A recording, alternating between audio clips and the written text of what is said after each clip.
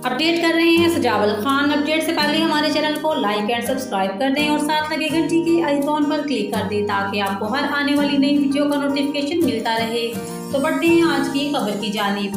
वज़ीर-ए-आज़म इमरान खान ने Karachi green line का इफ्तिताह कर दिया।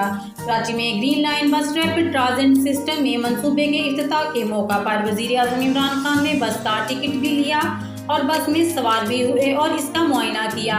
वज़ीर-ए-आज़म इमरान खान के तर्जुमान के मुताबिक कराची ग्रीन लाइन बस रैपिड ट्रांजिट सिस्टम मंसूबा 35.5 बिलियन रुपए की खती रकम से मुकम्मल हुआ।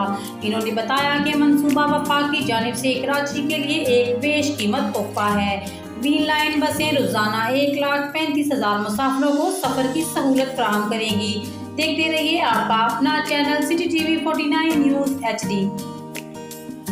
अपडेट कर रहे हैं सजावल खान। अपडेट से पहले हमारे चैनल को लाइक एंड सब्सक्राइब कर दें और साथ लगे घंटी के आइकॉन पर क्लिक कर दें ताकि आपको हर आने वाली नई वीडियो का नोटिफिकेशन मिलता रहे। तो बढ़ते हैं आज की खबर की जानिब। वज़ीर-ए-आज़म इमरान खान ने कराची ग्रीन लाइन का इफ्तिताह कर दिया।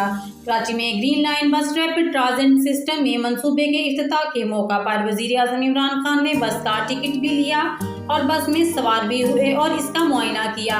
वज़ीर-ए-आज़म इमरान खान के तर्जुमान के मुताबिक कराची ग्रीन लाइन बस रैपिड ट्रांजिट सिस्टम मंसूबा 35.5 बिलियन रुपए की खती रकम से मुकम्मल हुआ। इन्होंने बताया कि मंसूबा वफाक की जानिब से कराची के लिए एक बेश कीमत तोहफा है। ग्रीन लाइन बसें रोजाना 1,35,000 मुसाफिरों को सफर की सहूलत फराहम करेंगी। देखते रहिए आपका अपना channel city TV 49 news HD।